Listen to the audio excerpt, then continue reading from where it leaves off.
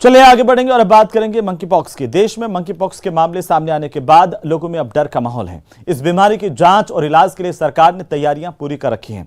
फिलहाल इसकी जांच सरकारी संस्थान में ही करवाई जा सकती है, लेकिन निजी संस्थान भी इसके लिए पूरी तरह से तैयार हैं।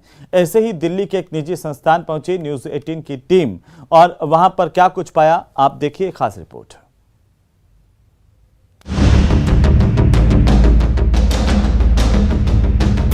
कोरोना के बाद मंकी पॉक्स से लोगों में दहशत है। ये क्या है, इसके लक्षण क्या है और ये कैसे फैलता है, इसकी पूरी जानकारी के लिए न्यूज 18 पहुंची दिल्ली के star imaging and path lab में और मंकी पॉक्स पर बातचीत की डॉक्टर समीर भाटी से। 4 केसेस आ चुके हैं, 1 केस दिल्ली में पाया गया है। बिल्कुल, देखिए जैसा इसमें हम बात कर रहे हैं कि जब भी कोई कंटेजियस डिजीज होती है, मतलब संक्रामक कोई भी बीमारी, तो उसमें प्रिवेंशन सबसे अच्छा इलाज है। कोरोना के टाइम में भी जैसा हमने कहा था कि जितना हम बीमारी की रोकथाम कर सके उतना बेहतर है। मंकी पॉक्स भी संक्रमण से फैलने वाला रोग है। इसको फैलने से रोकने के लिए ज्यादा से ज्यादा संदिग्ध मरीजों की टेस्टिंग जरूरी है। फिलहाल टेस्टिंग की इजाजत सिर्फ सरकारी संस्थान को ही है, हालांकि निजी लेबोरेटरी भी इसके लिए पूरी तरीके से तैयार है। सारी तरह की इक्विपमेंट अवेलेबल है। अब सरकार की तरफ से जैसे ही दिशा निर्देश आएंगे कि प्राइवेट लेबोरेटरीज को या प्राइवेट अस्पतालों को करना है, तो जो कोविड लैब्स हैं वहां पर ये जांच आसानी से की जा सकती है। आइए अब डॉक्टर समीर भाटी से मंकी पॉक्स के लक्षण के बारे में जान लीजिए। बुखार होना, सर दर्द होना, बॉडी एक होना, मसल पेन होना, कमर में दर्द होना, इस तरह के सिम्टम्स रहते हैं। और इसके साथ साथ जो एक इसका मेन लक्षण है, बॉडी के ऊपर रैशेज आ जाते हैं। अगर इस तरह के आपको कोई भी लक्षण दिखे, रैशेज आपको दिख रहे हैं, तो आप अपने डॉक्टर से संपर्क कीजिए और वो सरकारी अस्पताल के थ्रू ये आपको अभी जांच कराएंगे। फिलहाल देश में पुणे का national institute of virology monkey pox की पुष्टि कर रहा है। केस बढ़ने पर जांच के लिए 15 और लैब को चिन्हित किया गया है। साथ ही प्राइवेट लैब को भी ट्रेनिंग देने को कहा गया है। डॉक्टर समीर भाटी के मुताबिक मंकी पॉक्स में शरीर में उभरे लेजन से ब्लड सैंपल लिए जाते हैं और जांच रिपोर्ट आने में 3 से 4 घंटे का वक्त लगता है। रचना उपाध्याय, दिल्ली, न्यूज 18।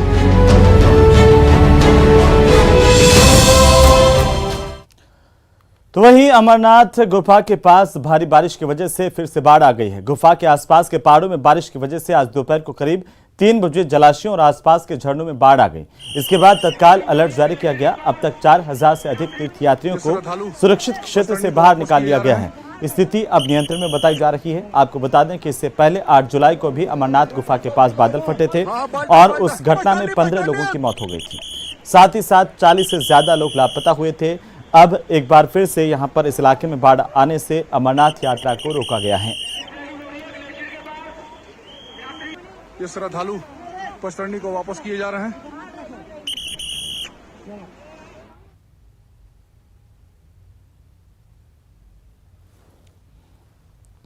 तो वहीं संसद के मानसून सत्र का 7वां दिन हंगामे से भरा रहा। विपक्ष ने जीएसटी और महंगाई पर जोरदार हंगामा किया। इसके बाद राज्यसभा से विपक्ष के 19 सांसदों को 1 हफ्ते के लिए सस्पेंड कर दिया गया है। इस हंगामे के चलते राज्यसभा की कार्यवाही को पहले 1 घंटे और फिर दिन भर के लिए स्थगित किया गया। इधर लोकसभा की कार्यवाही शुरू होने के बाद ही 2 बजे तक के लिए स्थगित की गई।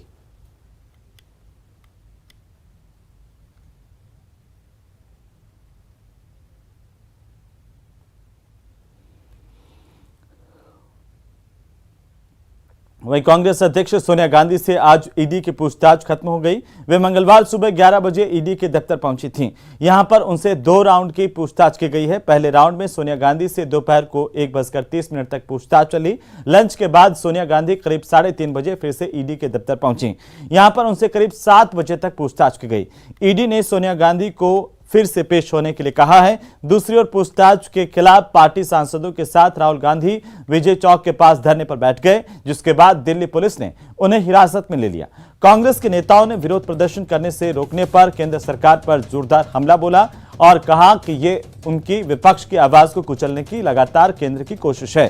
केंद्रीय एजेंसियों के जरिए कांग्रेस नेताओं को टारगेट किया जा रहा है, ये कांग्रेस नेताओं का कहना है।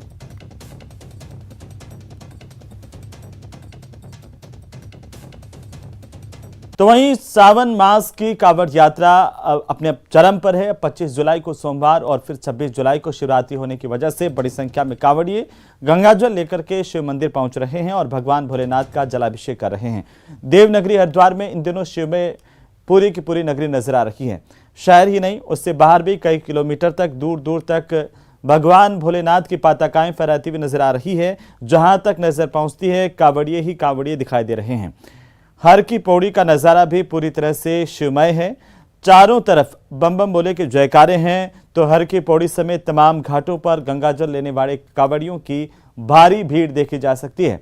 हर कोई अपने अपने क्षेत्र के शिवालयों में भगवान शिव के जलाभिषेक के लिए यहां से गंगाजल ले जाने के लिए बेताब दिखाई देता है। अब तक करीब 3,50,70,000 श्रद्धालु यहां से वापसी कर चुके हैं। प्रशासन की तरफ से ये जानकारी दी गई है। तो चलिए आगे बढ़ेंगे और इसी बीच बड़ी खबर मिल रही है। राजधानी जयपुर में खदान ढहने से 2 मजदूरों की मौत होने की जानकारी इस वक्त सामने आ रही है। हरमाड़ा इलाके में पत्थरों की खदान की ढहने की जानकारी मिल रही है। दादर नारदपुरा गांव में ये खान में हादसा हुआ है। पत्थरों के बीच दबने से दोनों मजदूर घायल हुए और उनकी जान गई। डॉक्टरों ने दोनों मजदूरों को मृत घोषित किया है।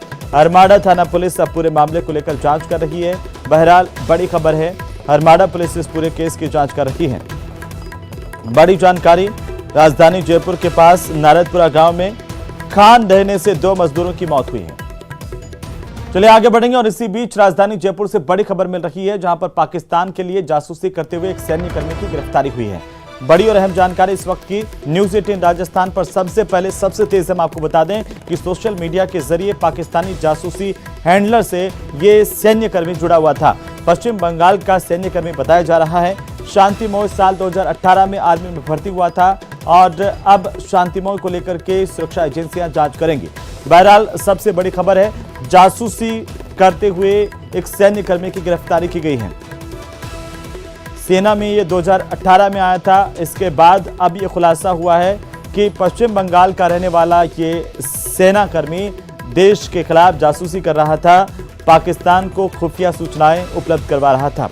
ज्यादा जानकारी के साथ राजधानी जयपुर से हमारे संवाददाता विष्णु शर्मा फोन लाइन पर है। विष्णु, क्या जानकारी है? एक सैन्यकर्मी की गिरफ्तारी हुई है पाकिस्तान के लिए जासूसी करते हुए। जी देखिए, बिल्कुल जयपुर इंटेलिजेंस की सूचना के ऊपर शांतिमोय राणा नाम का एक सैन्यकर्मी जो है, सैनिक जो है, उसको आज जयपुर इंटेलिजेंस ने गिरफ्तार किया है। और बताया जा रहा है कि ऑपरेशन सरहद के नाम से एक अभियान चलाया जा रहा था, जो कि वेस्टर्न जो राजस्थान है, जहाँ पे यानी सरहदी जो जिले हैं, वहां पर पिछले लंबे समय से सूचना थी कि शांतिमोय राणा जो है वो पाकिस्तानी जो महिला एजेंट हैं उनके लिए काम करता है। वो 2018 में भारतीय सेना में जुड़ा था। उसके बाद में उसकी जो पोस्टिंग थी राजस्थान में थी और मार्च 2018 में पोस्टिंग के बाद शांतिमोय राणा वो सोशल मीडिया के जरिए पाकिस्तान की जो जासूस एजेंसियां हैं उनके जरिए वो महिलाओं के संपर्क में आया। इन महिलाओं ने इसको अपने हनी ट्रैप के जाल में फंसाने के बाद में शांतिमोय राणा से और सेना की जो खुफिया जानकारी है उनके बारे में जानकारी जुटाना शुरू कर दिया था। अक्सर ये महिलाएं न्यूड फोटो वीडियो के जरिए भी जो है शांतिमोय राणा से भारतीय सेना के जुड़े हुए वीडियो वगैरह मंगवाती थी। और यह भी बताया जा रहा है कि दोनों ने खुद को उत्तर प्रदेश की रहने वाली बताया और कहा कि वे मिलिट्री इंजीनियरिंग सर्विस के अंदर जॉब करती है। और इसी तरह से जो शांतिमोय राणा है लगातार इनके हनी ट्रैप में फंसता चला गया और उसने भारतीय सेना की जो सामरिक जो दस्तावेज की जो गोपनीय जानकारियां थी वो देना शुरू कर दिया। तो आखिरकार जयपुर इंटेलिजेंस ने लगातार निगरानी बनाते हुए इसको पकड़ा और आज गिरफ्तार कर लिया गया है। जी बिल्कुल विष्णु, अब इससे पूछताछ की जाएगी। सुरक्षा एजेंसियों की ओर से कई अहम खुलासे हो सकते हैं, क्या कुछ जानकारी है? देखिए, अभी तक की जानकारी में सामने आया कि जो दोनों पाकिस्तानी जो महिला एजेंट थी उन्होंने पाकिस्तान एजेंटों के इशारे पे ही उसके बैंक खातों में एक रकम भी उपलब्ध करवाई है। उसके अलावा यानी कि प्यार और पैसा दोनों के जरिए इसको हनी ट्रैप में फंसाया गया और जो उसके बैंक खाते हैं वो सीज कर दिए गए हैं। फिलहाल उसमें ये भी जानकारी जुटाई जाएगी कितनी रकम पाकिस्तानी एजेंटों ने इसका जो शांतिमोय राणा है उसके अकाउंट में भेजा है। अब तक की जानकारी में यही है कि भारतीय सेना का मूवमेंट जहां पर होता है उसकी यूनिट में, तो उनकी यूनिट के वीडियो और फोटो जो है शांतिमोय राणा से मंगवाए जाते थे और उसने भेजे भी सोशल मीडिया के जरिए। तो लंबे समय से सोशल मीडिया के जरिए ये दोनों एजेंटों से जुड़ा हुआ था। 2 महिलाओं ने यानी एक एजेंट ने 2 महिला अलग अलग अपने फोटो भेज करके और भारतीय सेना की जानकारी हासिल की है। जी क्या विष्णु इससे लेकर भी कोई जानकारी मिल रही है कि ये जयपुर में कब से पदस्थापित था यहाँ पर और सेना के भीतर रह करके इस तरह से जो है ये खुफिया जानकारी पाकिस्तान तक पहुंचा रहा था? हाँ देखिए, बिल्कुल शांतिमोहन राणा, पहले तो मैं आपको बता दूं कि वेस्ट बंगाल का रहने वाला है। मार्च 2018 में भारतीय सेना में ये भर्ती हुआ था, तभी से भारतीय सेना में भी था और पिछले कुछ समय से इसकी पोस्टिंग जो थी राजस्थान में थी। अभी फिलहाल ये नहीं बताया गया है कि इसको कहाँ से पकड़ा है, लेकिन अब तक की जाने चूंकि 25 जुलाई को यानी कि 25 जुलाई को शांतिमोहन राणा को हिरासत में लिया गया था। चलिए, बहुत शुक्रिया विष्णु तमाम जानकारी के लिए और इस बुलेटिन में बस इतना ही।